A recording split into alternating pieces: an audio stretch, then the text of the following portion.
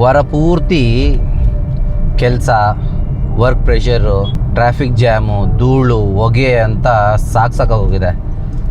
ಅದರಲ್ಲೂ ವೀಕೆಂಡಲ್ಲಿ ರಿಲ್ಯಾಕ್ಸ್ ಮಾಡೋಣ ಅಂತಂದರೆ ಸಿಗೋ ಒಂದು ದಿವಸ ತುಂಬ ಲಾಂಗ್ ಹೋಗೋದಕ್ಕೆ ಟ್ರಾವೆಲಿಂಗಲ್ಲೇ ಬೇಜಾರಾಗ್ಬಿಡುತ್ತೆ. ಅದಕ್ಕೆ ನಿಮ್ಮನ್ನು ಕರ್ಕೊಂಡು ಹೋಗ್ತಾ ಇದ್ದೀನಿ ಬೆಂಗಳೂರಿಗೆ ಹತ್ತಿರದಲ್ಲಿರುವಂಥ ಒಂದು ಜಾಗಕ್ಕೆ. ವೆಲ್ಕಮ್ ಟು ಮೈ ಚಾನಲ್ ಸಂಚಾರಿ ರಿಷಿ, ಕನ್ನಡದ ಮೊಟ್ಟ ಮೊದಲ ಕ್ಯಾಂಪರ್ ವ್ಯಾನ್ ಬ್ಲಾಗರ್.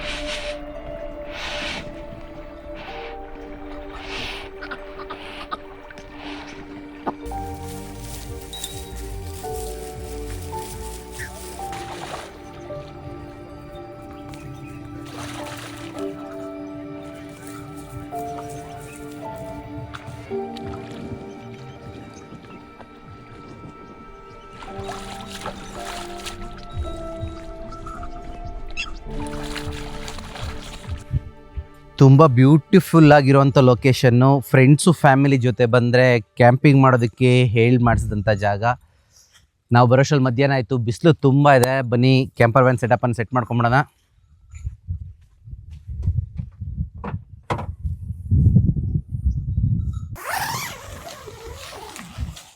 ನನ್ನ ಕ್ಯಾಂಪರ್ ವ್ಯಾನಲ್ಲಿ ಇದೇ ಮಜಾ. ಈ ದೊಡ್ಡ ಟೆಂಟನ್ನು ಈಸಿಯಾಗಿ ಸೆಟಪ್ ಮಾಡ್ಕೊಳ್ಬೋದು, ಹಾಲಾಗಿ ಕನ್ವರ್ಟ್ ಆಗುತ್ತೆ. ಸೊ ಗಾಳಿ ಬೆಳಕಿಗೆ ಏನು ತೊಂದರೆ ಇಲ್ಲ. ಅಡ್ವಾಂಟೇಜ್ ಅಂತ ಅಂದರೆ ಇಂಥ ಜಾಗಗಳಲ್ಲಿ ಎಷ್ಟೇ ಬಿಸಿಲಿದ್ರೂ ನಾನು ಆರಾಮಾಗಿ ನೆರಳಲ್ಲಿ ನಿಂತ್ಕೊಂಡು ಅಡುಗೆ ಮಾಡ್ಕೋಬೋದು.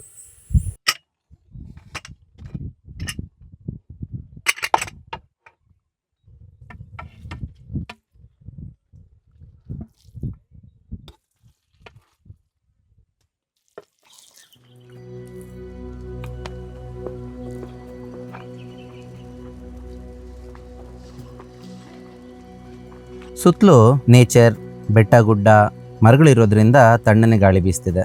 ನೀರು ಕೂಡ ಪ್ರಶಾಂತವಾಗಿದೆ. ಕ್ಯಾಂಪಿಂಗ್ ಮಾಡೋಕೆ ಇದಕ್ಕಿಂತ ಇನ್ನೇನು ಬೇಕು ಹೇಳಿ? ಪಿಕ್ನಿಕ್ ಅಥವಾ ಕ್ಯಾಂಪಿಂಗಲ್ಲಿ, ಅದರಲ್ಲೂ ನೀರಿರೋ ಜಾಗಕ್ಕೆ ಬಂದು ನೀರಲ್ಲಿ ಆಟ ಆಡ್ದಿರೋಕ್ಕಾಗತ್ತಾ? ಆದರೆ ನಾನು ಪ್ರಿಪೇರ್ ಆಗಿ ಬಂದಿಲ್ಲ, ಅದಕ್ಕೆ ನೀರಲ್ಲಿ ಇಳಿತಿಲ್ಲ.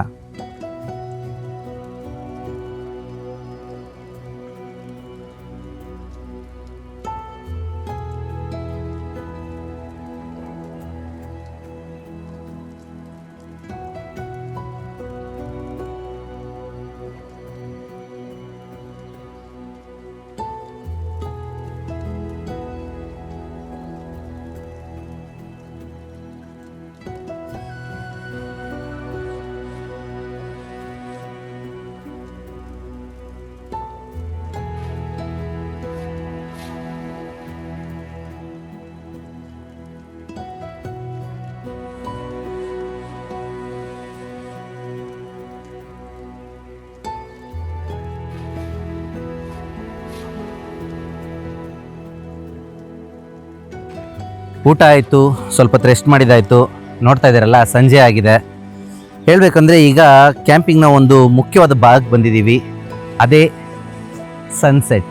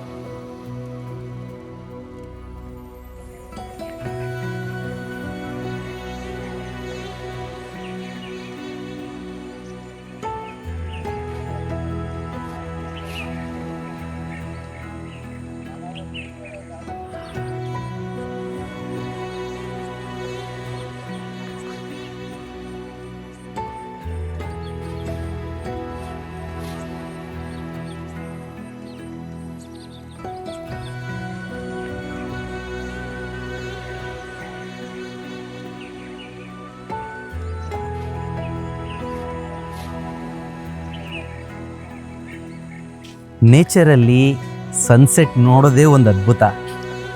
ಅದೇ ರೀತಿ ಈ ಥರ ಸನ್ಸೆಟ್ ಟೈಮಲ್ಲಿ ಒಂದು ಕಪ್ ಕಾಫಿ ಇದ್ದರೆ ಕೈಯಲ್ಲಿ ಅದ್ರ ಮಜನೇ ಬೇರೆ.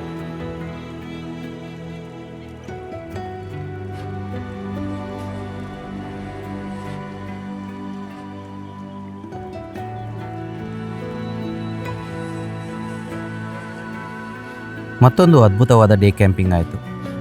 ನನ್ನ ಹಾಗೆ ಯಾರೆಲ್ಲ ಕೆಲಸ, ಟ್ರಾಫಿಕ್, ಟೆನ್ಷನ್, ಕಾಂಕ್ರೀಟ್ ಜಂಗಲಿಂದ ವೀಕೆಂಡಲ್ಲಿ ರಿಲ್ಯಾಕ್ಸ್ ಮಾಡಬೇಕು ಅಂತ ಬಯಸೋರಿಗೆ ಈ ಜಾಗನ ರೆಕಮೆಂಡ್ ಮಾಡ್ತೀನಿ. ಈ ವಿಡಿಯೋ ನಿಮಗೆ ಇಷ್ಟ ಆಗಿದೆ ಅಂತ ಹೇಳಿ ಭಾವಿಸ್ತಾ ನನ್ನ ಕ್ಯಾಂಪಿಂಗ್ ಹೇಗಿತ್ತು ಅಂತ ಕಮೆಂಟಲ್ಲಿ ತಿಳಿಸಿ. ಕ್ಯಾಂಪಿಂಗ್ ಮತ್ತು ಕ್ಯಾಂಪರ್ ವ್ಯಾನ್ ಬ್ಲಾಗ್ಗಳನ್ನು ಕನ್ನಡದಲ್ಲಿ ನೋಡೋದಕ್ಕೆ ನನ್ನ ಚಾನಲ್ನ ಸಬ್ಸ್ಕ್ರೈಬ್ ಮಾಡ್ಕೊಳ್ಳಿ. ಇದೇ ರೀತಿ ಕ್ಯಾಂಪಿಂಗ್ ಅಥವಾ ವೀಕೆಂಡ್ ರಿಲ್ಯಾಕ್ಸ್ ಮಾಡಬೇಕು ಅಂತ ಅನ್ನೋರಿಗೆ ಈ ವಿಡಿಯೋನ ಶೇರ್ ಮಾಡಿ. ಮತ್ತೊಂದು ವಿಡಿಯೋದಲ್ಲಿ ಸಿಗೋಣ ಸ್ನೇಹಿತರೆ. ಅಲ್ಲಿ ತನಕ ಟೇಕ್ ಕೇರ್.